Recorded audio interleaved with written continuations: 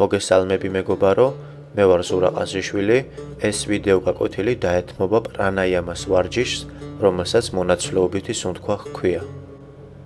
შექმენი ვარჯიშისთვის შესაფერისი გარემო, იდეალური სიჩუმე ან მშვიდი მუსიკა, ოდნავ ჩაბნელებული და კარგად განიავებული ოთახი, რბილი დასაფენი და მოსახერხებელი პოზა.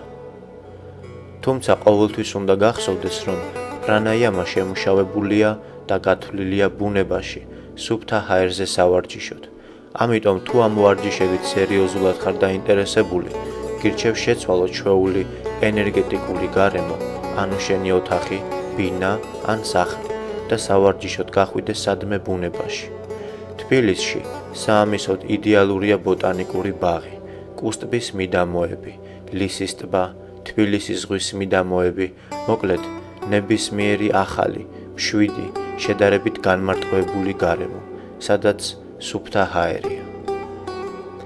დაჯექი მოხერხებულად, რამდენიმე ხანი თავისუფლად, მაგრამ ღრმად ისუნთქე, დაძაბულობის გარეშე. ეს სუნთქვები უფრო ამოოხრას უნდა გავდეს. დახუჭე თვალები, ჩაისუნთქე ღრმად, 1-2 წამი შეიკავე სუნთქვა და მოადუნე ფილტვები. ჰაერი თავისუფლად უნდა გამოვიდეს, იმდენი, რამდენიც თავისით გამოვა, ძალას ნუ დაატან და ბოლომდე ნუ გამოდევნი. ასე 10 ჯერ, 15 ჯერ გააკეთე. შეიძლება ამ დროს მთქნარება დაგეწყოს. ეს კარგია, ძალით ნუ შეწყვეტ მთქნარებას. ეს ყველაფერი იმისთვისაა საჭირო, რომ სასუნთქი გზები გააქტიურდეს, გონება გაიხსნას და განეწყო ვარჯიშისთვის. როცა მზად იქნები, დაიწყე. შეატყუპე საჩვენებელი და შუა თითები და შუბლზე დაიწყე. უსახელო და ცერა თითებით ცხვირის ნესტოების მონაცვლეობით გადაკეტვა მოგიწერს. ნეკი თავისუფალია, ან მიაშველებ უსახელო თითს. გამოისუნთქე და ბოლომდე დაცალე ფილტვები. მჭიდროდ გადაკეტე მარცხენა ნესტო და მარჯვენით ჩაისუნთქე. შემდეგ გადაკეტე მარჯვენა და გამოისუნთქე მარცხენა ნესტოდან. ამის შემდეგ პაუზის გარეშე გადაკეტე მარჯვენა და გამოისუნთქე მარცხენა ნესტოდან. ესაა ამ პრანაიამის ერთი სრული ციკლი. ანუ სუნთქვა ხდება მონაცვლეობით, მხოლოდ ცალი ნესტოთი, ცალი კი მონაცვლეობით გადაკეტილია. აქედან მომდინარეობს ამ პრანაიამის დასახელებაც, მონაცვლეობითი სუნთქვა. დააკვირდი იმასაც, რომ ჩასუნთქვას იწყებ მარჯვენა ნესტოდან და ამოსუნთქვასაც მარჯვენათი ასრულებ. ასეთ ციკლს აკეთებ მინიმუმ 10-ს. კარგი იქნება თუ ციკლების რაოდენობას 30-მდე გაზრდი. ეცადე რაც შეიძლება ნელა ისუნთქო, მაგრამ არა გაგუდვის ან დისკომფორტის ხარჯზე. სუნთქვის ტემპის დაგდება ხდება შეჩვევის, პულსის დარეგულირების და დამშვიდების გზით. სუნთქვა უნდა იყოს თანაბარი. ჩასუნთქვა ჰარმონიულად და უწყვეტად უნდა გადადიოდეს ამოსუნთქვაში. ამოსუნთქვა კი ჩასუნთქვაში. არ გააკეთო პაუზები, არ შეიკავო სუნთქვა. ისუნთქე ღრმად, მაგრამ ძალიან ნუ დაიძაბები, ნუ დაიღლი და აიტკიებ ფილტვებს. მთელი ვარჯიშის განმავლობაში თვალები დახუჭული უნდა გქონდეს. ამ დროს გამოიყენება რამდენიმე მენტალური მეთოდი. პირველი, ის რომ შეგიძლია გონება სრულიად პასიური ამყოფა, ანუ არ მისცე არანაირი დავალება. სუნთქვა რაც დრო გავა, მით უფრო ავტომატური გახდება, დამშვიდდება პულსი, გონება კი უფრო მეტად მოდუნდება. ასეთი მეთოდი შინაგანად დაგამშვიდებს, დაგაწყნარებს და მოგადუნებს. მეორე ვარიანტის დროს მთელი ყურადღება სუნთქვაზე უნდა გადაიტანო. სუნთქვა ხდება ბოლომდე ცნობიერი. უნდა შეიგრძნო ჰაერის ნაკადი, როგორ ეხება ცხვირის ნესტოებს, შედის შიგნით და მოძრაობს, ნელ-ნელა თბება, შეიგრძენის სურნელებაც, მოусმინე ხმაურით, როგორ ჩაედინება ჰაერი ფილტვებში. მოკლედ, აკონტროლე და შეიგრძენი ყველაფერი, რაც სუნთქვასა და ჰაერის ნაკადს ეხება. ეს მეთოდი გაგიძლიერებს კონცენტრაციის უნარს, ყნოსვას გაგიმძაფრებს, თვითკონტროლს გამოგიმუშავებს.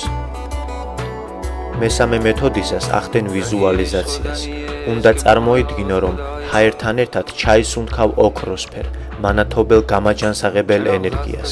ეს ენერგია გაიფანტება და რჩება ორგანიზმში. ამოსუნთქვისას კი წარმოიდგინე, რომ ამოგაქვს ბინძური, ყვითელი ფერის ყავისფერი, ჭუჭყიანი ენერგია, რომელსაც თანამოაქვს დაავადებები და ყოველგვარი ნეგატივი. ეს მეთოდი განგივითარებს წარმოსახვის უნარს, გამორჩეულად გაგაჯანსაღებს, გაგიწმენს აურას, გაგიმძაფრებს ექსტრასენსორიკას და გაგახალისებს. ტვინს ნუ იმტრევ იმაზე ფიქრით, თუ რომელი მენტალური მეთოდი ჯობია.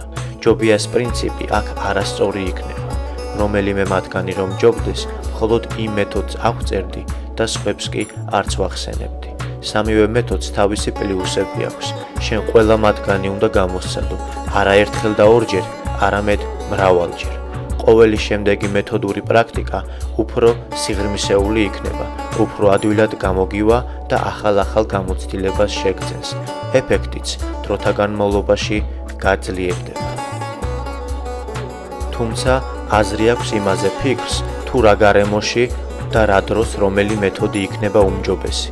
აი მაგალითად, თუ აღელვებული ხარ, რაღაცაზე ნერვიულობ და ვერ ახერხებ კონცენტრაციას, უმჯობესია პირველი მეთოდი. იგივე მეთოდი კარგი იქნება, როცა ვარჯიში უშუალოდ ძილის წინ გიწევს, ან როცა გარემო პირობები არ გაძლევს კონცენტრაციის საშუალებას, მაგალითად, როცა ხმაურია. მეორე მენტალური მეთოდი სასიამოვნოა ბუნებაში სავარჯიშოდ, სადაც თვალდახუჭულს უფრო მეტად გაგიმძაფრდება შეგრძნების სხვა ორგანოები, სუფთა ჰაერი უფრო მსუყე და მარგებელი გახდება, ბუნების ხმები კი დაგიტკბობს სულს. ეს მართლაც ახალ გამოცდილებას შეგძენს და შინაგანად აგავსებს. მესამე მეთოდი უმჯობესია შესრულდეს სახლის პირობებში, სრულ სიმშვიდეში, მაშინ როცა გონება აქტიურია.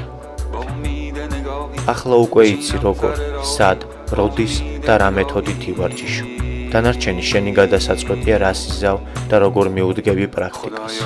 გახსოვდეს, თუ გინდა რამეს მიაღწიო ამ ყველაფრით, პრაქტიკა რეგულარული უნდა იყოს, ყოველ დღე უნდა ივარჯიშო. გისურვებ წარმატებებს, ჯანმრთელობასა და კეთილდღეობას. ნამასტე, მეგობარო.